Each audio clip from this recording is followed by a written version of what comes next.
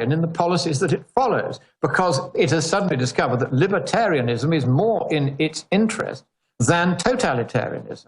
And of course, this is also true in the United States. It's also true in Britain, that it would be in our interest to be libertarian, but the classe politique, the governing class, certainly in Britain, the Conservative Party is now a totalitarian party. It's no longer a libertarian party. UKIP has replaced it as the Libertarian Party.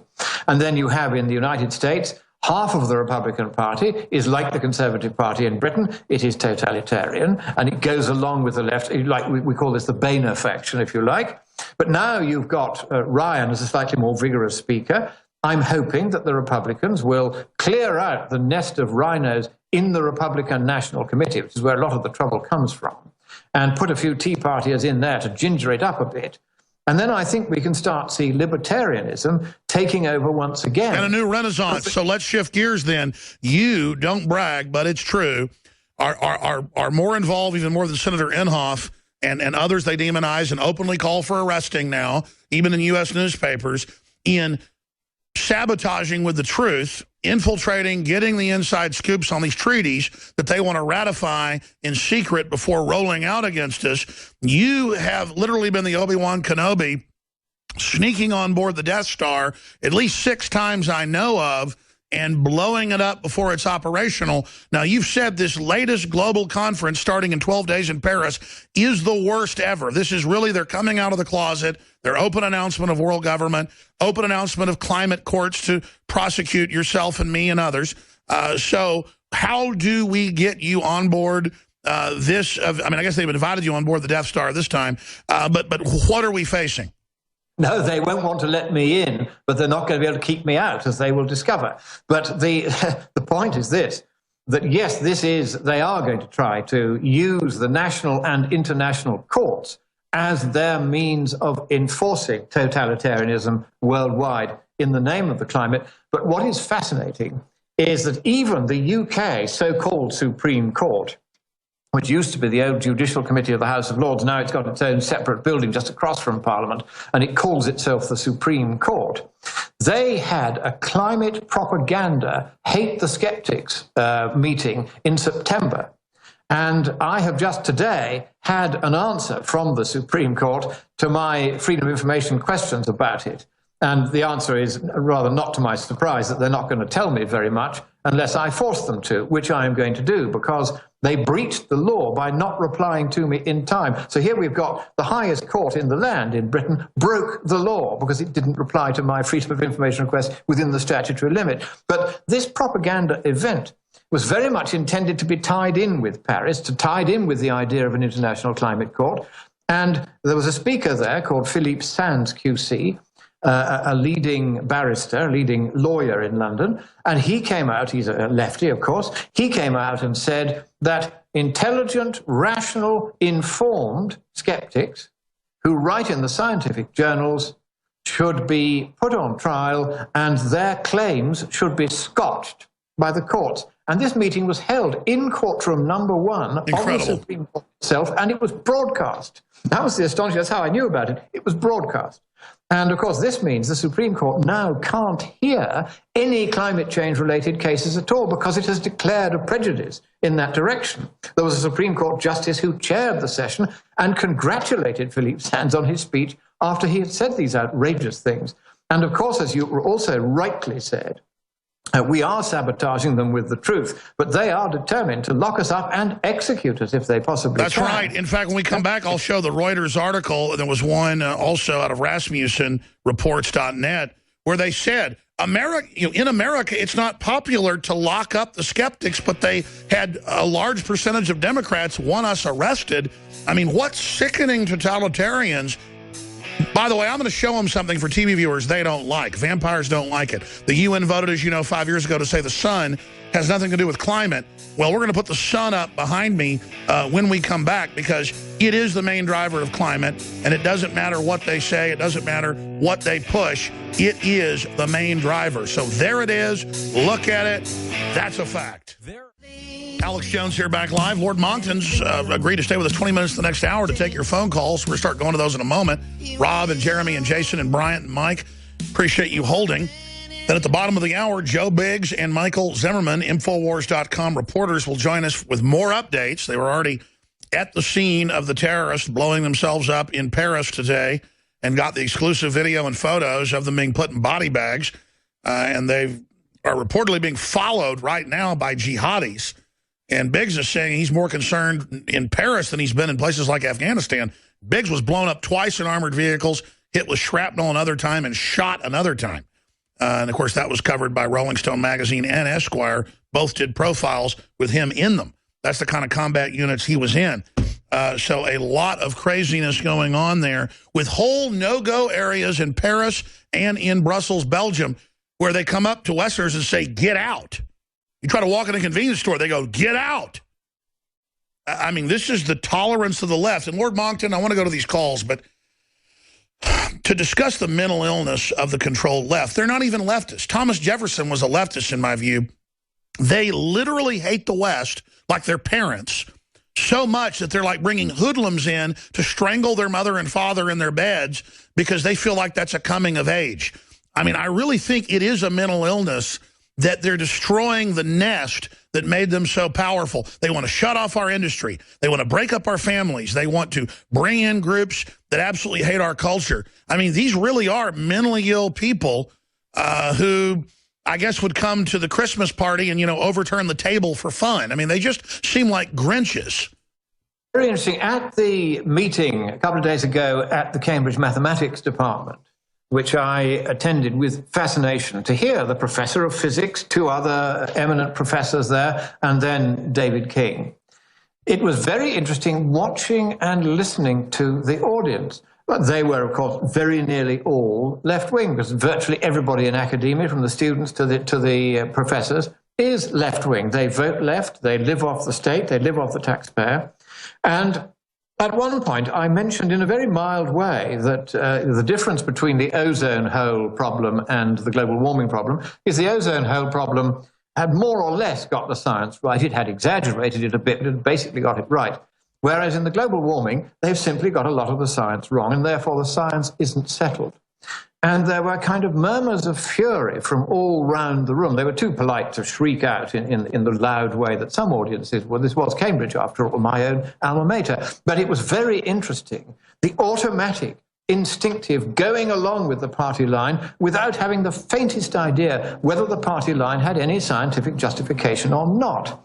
And this is a feature of the left. They get every decision wrong. What you've just said is quite right. They got the DDT thing completely wrong. Every environmental scare they dream up, they're basically wrong about it. Here they are trying to close down coal-fired power stations. Our own mad climate change secretary here has announced there will be no more coal-fired power stations operating in Britain within 10 years of now. An entire industry that my heroes... The whole country was built on coal. Look at all your famous statesmen pointing that out, that the modern UK was built on coal.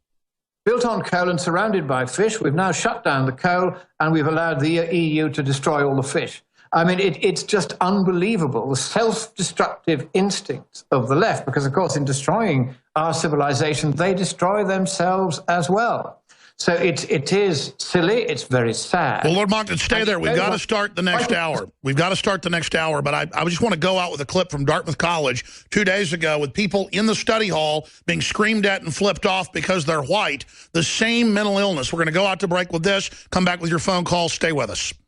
Black lives matter. Black lives matter.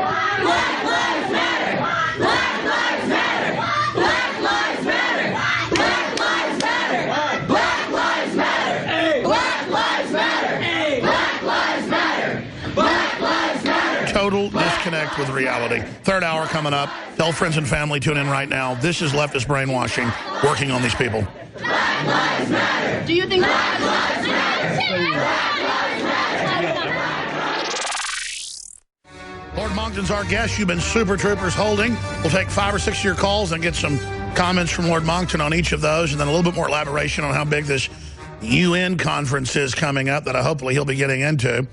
Let's go ahead and go to Rob in Ohio. You're on the air. Welcome. You're on the air. Hey, Alex, how you doing? Good, friend. Good. Hey, I just wanted to go back, to your part of the show where you're talking to Joe Biggs, and Oh, Joe's absolutely right. There's just a lot of people out here that want to drink the Kool-Aid and accept what the media tells them. And I, for one, am just appreciative of what you guys do. People like Joe Biggs and Paul Watson you got over there just putting their neck on the line, really, to bring us real information. And you got people like Paul Ryan out here saying, oh, we'll let these refugees in if they can assure us that they're not part of this regime. And, how does somebody assure you that they're not going to be part of a regime? Well, they've got fake passports. 80-something% are military-age men. It's a war zone. Let Saudi Arabia take them. They haven't taken one person. Lord Monkton, what do you make of Saudi Arabia lobbying us to take all these refugees, offering to build 200 madrasas in Europe this year alone? Saudi Arabia is an aggressive imperialist force. Well, the danger there is they're not taking very many themselves. They're pushing them all in our direction because they know that these people are trouble.